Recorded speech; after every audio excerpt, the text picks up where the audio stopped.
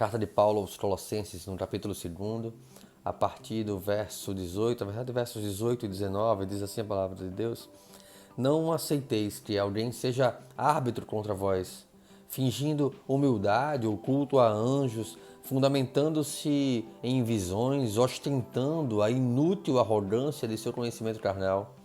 Trata-se, pois, de uma pessoa que não está unida à cabeça, a partir da qual todo o corpo, sustentado e unido por seus ligamentos e juntas, efetua o crescimento concedido por Deus. Só Cristo nos livra do pecado.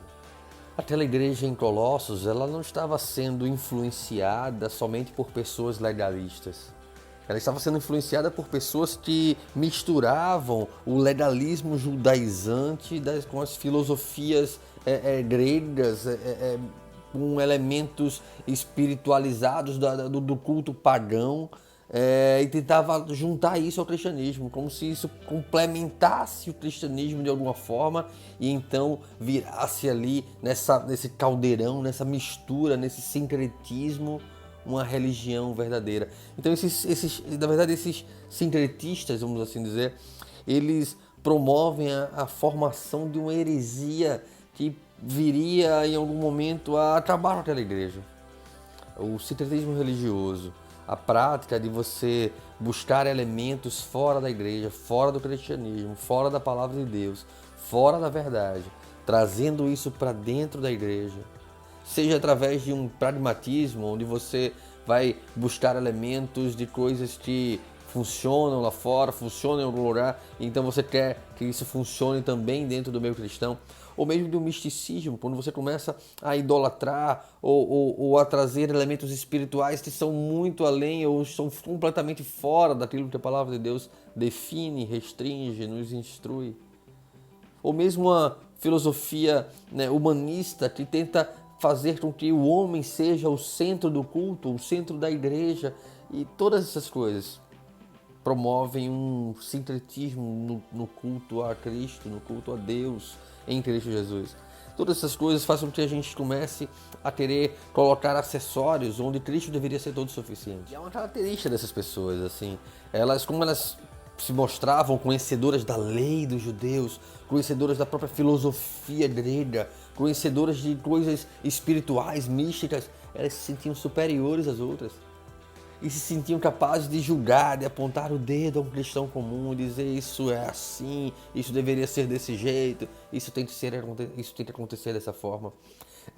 Os falsos mestres, eles tentavam desqualificar o cristão comum, o evangelho simples, o evangelho genuíno, né? E buscarem arrebatar o coração dessas pessoas para um conceito de erudição espiritual, na qual não estava centrada na verdade, na suficiência de Cristo. E é curioso que o pretexto utilizado era espiritual.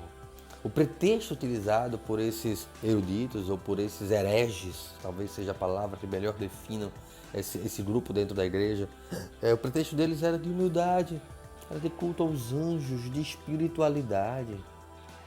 O ponto é que os anjos, mesmo sendo criaturas de Deus, eles não devem ser adorados no lugar de Deus ou como intermediários para nos levar a Deus, para nos levar à salvação. Na verdade, o que nos leva à salvação e é Cristo, e isso é suficiente para nós. Cristo é o único caminho. Somente pelo sacrifício de Cristo eu posso ter a segurança de ter morrido com Ele naquela cruz e ressuscitado com Ele naquele dia. E aí, nesse pretexto de humildade, o que os falsos mestres ali estavam ensinando é que é arrogância você achar que é salvo, é arrogância você achar que você pode ir direto a Deus. Você precisa de intermediários, você precisa dos anjos, né? E dentro de uma cultura sincrética, depois a gente vai trazer elementos ritualísticos, né? Para nos achegar a Deus. Quando na verdade, gente, a gente precisa simplesmente que o Espírito Santo nos mostre o caminho, porque o caminho é Cristo. O Espírito Santo precisa nos apontar Cristo e dizer, olha, é isso que você precisa, essa é a salvação para a sua vida. O Evangelho é simples, o Evangelho cabe numa linguagem curta, direta e simples, de alguém que reconhece as necessidades da sua alma e encontra suficiência e contentamento no Senhor. Muitos falsos mestres vão querer tornar rebuscado o conhecimento da verdade. Mas o conhecimento essencial para a salvação, ele foi ensinado por pescadores. Ele foi ensinado por gente simples. Ele foi trazido, propagado pelo mundo por gente simples que ia aprendendo e ia pregando com a própria vida. Não como aqueles sincretistas, como aqueles hereges faziam naquele tempo, querendo influenciar a igreja contra a verdade central e simples do Evangelho. Então eles iam ensinando para os cristãos comuns que eles não eram humildes, porque eles não podiam, era a arrogância deles chegar diretamente a Deus e que eles precisavam então dos anjos. Então eles estavam incorrendo num engano em meio àquela igreja. Eles estavam levando aquela igreja a incorrer no engano em meio à verdade. Então Paulo havia ensinado aquela igreja, já havia pregado para aquela igreja e fazia de uma forma de exortação em meio à sua palavra. A Bíblia é clara ao nos afirmar que só existe um Deus e um mediador entre Deus e os homens, Jesus Cristo. Está lá na carta de Paulo ao Timóteo, capítulo 2, verso 5. Só existe um Deus e só existe um mediador. É simples de entender isso. Deus é todo suficiente. Aquele que tem o Senhor como seu pastor, ele não tem falta de mais nada. Cristo é o único caminho, não implica em acessórios, não implica em promessas, não implica simplesmente de reconhecer o meu pecado e entender que eu preciso do sacrifício daquela cruz, eu preciso daquela ressurreição, aquela vida na minha vida, para que eu possa ter vida e vida em abundância. Paulo vai dizer que esses hereges se baseiam em visões, se baseiam em conhecimentos carnais, e aí ele vai concluir uma coisa: essas coisas, rituais litúrgicos, legalismo, sincretismo religioso, essas coisas não são suficientes, elas não vão lhe proteger contra o pecado. O que protege o nosso coração do pecado é a consciência de que nós fomos comprados por preço de sangue em Cristo Jesus e que o Espírito Santo habita em nosso coração. O que dá crescimento à igreja não é a erudição da igreja. O que dá crescimento à igreja é o poder de Deus. O que dá sustentação à igreja não é a sua capacidade de culto maravilhoso, de pregação eloquente, de um louvor cheio de técnica. O que dá crescimento à igreja é o alimento sólido, sendo bem digerido, sendo bem vivido em nossas vidas, através das nossas vidas.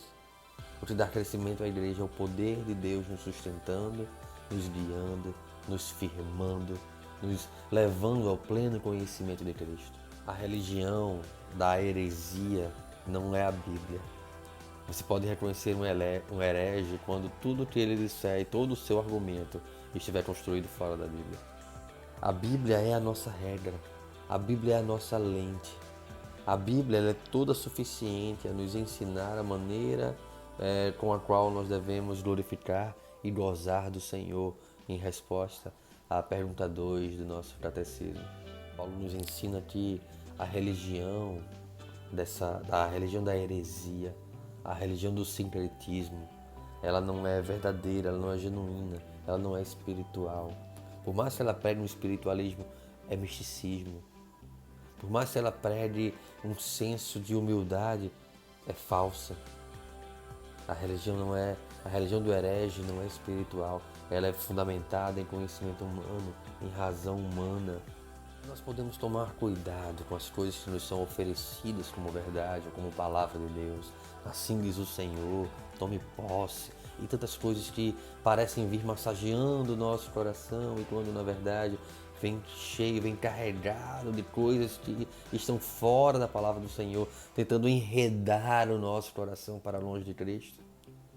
Cristo é simples. Conheçam a vida de Cristo, vivam a vida de Cristo, tomem para si o mesmo sentimento, a mesma atitude que houve também em Cristo. E não julgou por usurpação ser igual a Deus, antes esvaziou-se. Nós não temos do que nos esvaziar, mas nós temos do que nos encher. E vamos nos encher de Cristo para sermos mais parecidos com o Filho de Deus, assim como é o propósito da obra do Espírito Santo em nossos corações. nos santificar, nos moldar, nos tornar a imagem de Cristo. Que Cristo seja todo suficiente em nós e que nós não abracemos a heresia do sincretismo na nossa prática religiosa, no nosso modo de adorar ao Senhor, de viver o nosso cristianismo.